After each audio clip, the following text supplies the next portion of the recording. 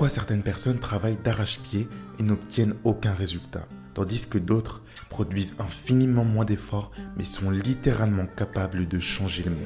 Non, la réponse n'est pas qu'ils travaillent plus intelligemment.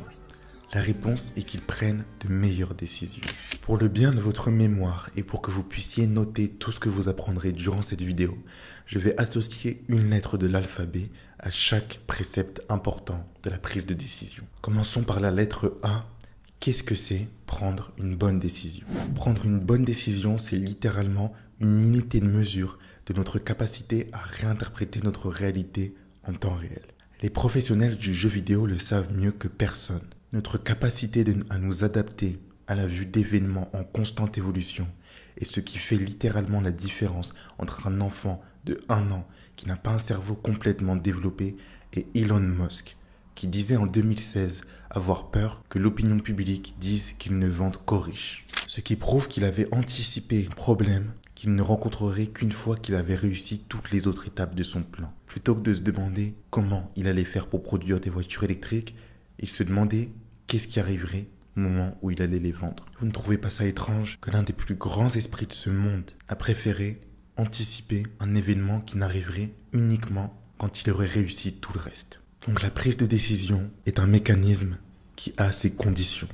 Ce qui me mène au point B, réunir un maximum d'informations. Notre cerveau vit littéralement dans une boîte noire. La seule chose qui lui permet de prendre des décisions, c'est le contact avec le monde extérieur. Imaginez que vous êtes dans le noir total, que vous n'entendez rien, ne ressentez rien, et que vous vous mettiez à ressentir de la douleur ou à avoir faim. Comment est-il possible de savoir si vous devez sauter, courir, manger, ingérer quelque chose? C'est impossible de le savoir. Toutes nos décisions, 100% de nos décisions sont prises soit à partir de ce que l'on sait, soit à partir de ce que l'on imagine être la réalité. Ce qu'on appelle une spéculation. Ce qui nous mène au point suivant, qui est le point C. Interpréter le plus naturellement possible. On vit dans un monde en évolution. Ce qui était vrai hier, il y a 1 heure ou 1 minute, peut être faux aujourd'hui. C'est pourquoi la conviction est l'un de nos pires ennemis. Et il est très vicieux. Ça peut être un très bon allié à court terme. Si je souhaite prendre un verre d'eau, il est normal que je sois convaincu que si je le prends dans ma main, il ne va pas passer à travers. Alors qu'être convaincu sur des mois, des années de quelque chose, c'est l'une des erreurs les plus monumentales que l'humain a déjà faites. Donc ne faites pas confiance aveuglément à vos connaissances et soyez prêts à vous remettre en question avant de prendre une nouvelle décision. Ce qui m'emmène au point D. Prendre en compte ce que l'on ne sait pas comme étant une information en elle-même. Quand vous dépassez une voiture sur l'autoroute, le fait de ne pas voir vos angles morts est une information. Il faut toujours prendre des décisions en prenant en compte qu'il y a certaines choses qu'on ne peut pas savoir. Et ne pas savoir est une information. Alors quand on prend une décision en prenant en compte le fait qu'on ne sait pas certaines choses, c'est ce qui me mène au point E. Comprendre que l'essence d'une décision, c'est la capacité à savoir ce qu'il va se passer. Autrement appelé l'instinct, la prémonition. En gros, la capacité à voir l'avenir, à anticiper. Et toute cette introduction me mène au point F. C'est d'apprendre que la plus grande compétence, c'est d'apprendre à son cerveau. L'évolution, la remise en question, le fait de ne pas penser dans un monde défini, mais dans un monde aux multiples possibles. Maintenant que vous avez bien compris comment le cerveau fonctionne et que le cerveau est ancré dans le réel, on en arrive au point G, la partie d'échec. Dans une partie d'échec, on voit le plan large, on voit la simulation, les expérimentations, et on interprète rapidement ces possibilités pour agir en conséquence. Pour m'assurer que vous ayez bien compris, laissez-moi vous dire le point H. La capacité de la prise de décision, ce n'est pas faire comme Dr Strange et anticiper des millions de possibilités. La prise de décision, c'est supprimer les impossibles. Ce n'est pas préparer les possibles. Vous devez absolument éviter d'anticiper des suites d'événements, car les probabilités que plusieurs événements successifs arrivent est exponentiellement plus faible. Pour revenir à la partie d'échec, sachez que plus vous essayez d'anticiper plusieurs coups à l'avance, plus vous avez de chances de vous tromper. N'essayez pas de vous dire qu'après avoir fait un coup, il se passera quelque chose qui fera que vous ferez un coup et ainsi de suite. Vous devez vous concentrer sur le tronc d'arbre, sur ce en quoi vous avez le contrôle. Donc dans la partie d'échec, Ce sur quoi vous avez le contrôle, c'est votre nervosité. C'est le contrôle sur ce que l'adversaire va ressentir. C'est également le plan de jeu. Parce que la seule chose dont vous êtes sûr, c'est que vous ne savez pas ce que l'adversaire va faire. Donc quand vous prenez une décision, faites un plan. Le plan, il est clair et il est inchangé. N'essayez pas d'anticiper des événements. Car comme je l'ai dit, vous avez énormément de chances qui sont exponentielles de vous tromper. Vous devez anticiper le plan de manière large, concise, claire et précise. Le point numéro I sera une métaphore. Si vous étiez un poisson et qu'un requin fonçait vers vous à toute allure, il est inutile de chercher à imaginer tous les scénarios qui pourraient pousser ce requin à s'arrêter. La seule chose que vous devez faire, c'est nager à toute allure, fuir et gagner le temps de réfléchir. Donc quand vous êtes acculé, quand vous n'avez pas le choix, ne prenez pas une décision à la hâte. Gagnez du temps, achetez-vous du temps et là, de sang-froid, prenez une décision. Cela paraît évident, mais beaucoup de personnes se prennent la tête sur un tableau fixe, alors que la réalité est en 3 dimensions. La réalité est une sorte de matrice qui nous pousse individuellement à interpréter des événements qui s'additionnent successivement les uns aux autres et indéfiniment. On en arrive donc au point J. Améliorer sa prise de décision, c'est transformer sa lucidité en spontanéité, prendre l'ensemble des raisons qui nous poussent à agir d'une manière et les rendre les plus évidentes pour notre cerveau. Si vous voulez vendre quelque chose à un client, récoltez le maximum d'informations sur votre clientèle avant de faire quoi que ce soit. Car c'est à la lumière des informations qu'on arrive à prendre les meilleures décisions. Si vous avez bien intégré les éléments précédents, vous comprendrez l'un des points les plus intéressants auxquels j'ai attribué la lettre K.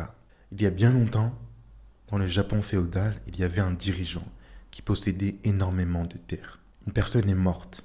Il y a eu un meurtre sur ces terres. Une assemblée a été convoquée et les personnes sont venues se plaindre pour expliquer quels étaient leurs différends concernant la personne qui était décédée. Lorsque les personnes ont expliqué pourquoi et qui l'avait tué, le dirigeant s'est levé de sa chaise, il les a écoutés et il est parti. C'est l'une des actions les plus sages qu'un dirigeant puisse faire. Ne pas prendre de décision quand il ne faut pas en prendre. Sachez que votre cerveau ne peut pas traiter suffisamment d'informations pour vous permettre de ne prendre que des décisions éclairées. Ce serait une véritable torture. Donc la chose intelligente à faire, c'est de ne pas prendre des décisions le plus souvent possible. Si vous êtes concentré pour réfléchir à quel crédit vous allez faire pour acheter un bien immobilier par exemple, et que quelqu'un vous dérange pour vous demander quel film vous irez voir au cinéma, ne prenez pas cette décision. Ne choisissez pas. Esquivez le sujet. J'ai envie de dire, ne répondez même pas. Évidemment, le fait de répondre à quelqu'un, ça fait partie du respect et c'est une chose à prendre en compte quand on prend une décision. On a envie que les personnes autour de nous se sentent bien. Mais dans certains cas, si nécessaire, et en fonction de vos priorités, il faut être capable de juste ne pas prendre de décision. Maintenant, nous allons parler du point qui est de loin le plus important. J'y ai attribué la lettre L. Ce point, c'est l'intelligence. On a longtemps pensé que l'intelligence, c'était le quotient intellectuel. Il a un lien, effectivement, avec l'intelligence, mais pour moi, ce n'est pas l'examen le plus précis. L'examen le plus précis, c'est la vie. L'intelligence, ça vient du latin, et ça signifie la capacité à faire des liens. Et la capacité à faire des liens, elle est expérimentée quand on cherche à anticiper quelque chose. C'est là où notre cerveau produit le plus d'efforts pour chercher à faire des liens et établir des connexions. C'est comme ça que notre cerveau arrive à spéculer et à créer une intuition. Donc pour moi, le plus grand examen d'intelligence possible, c'est de réussir à anticiper l'avenir. Voir l'avenir, c'est un synonyme d'intelligence. Maintenant, un exercice pour stimuler votre capacité à prendre des décisions, c'est d'identifier un objectif. Avoir le corps de ses rêves, être marié ou avoir l'amitié qu'on a toujours voulu. S'imaginer l'avoir dans 6 mois. Demandez à ChatGPT qu'est-ce qu'il a pu se passer entre maintenant et dans 6 mois pour que vous puissiez en être dans cette situation. Quels sont les événements les plus probables qui ont eu lieu successivement pour que vous en arriviez là. Et à partir de là, si vous arrivez à les pondérer, à les peser, à les prioriser, à les calculer, à réfléchir, à réunir des informations, vous pourrez progressivement et exponentiellement augmenter vos probabilités d'arriver à un résultat.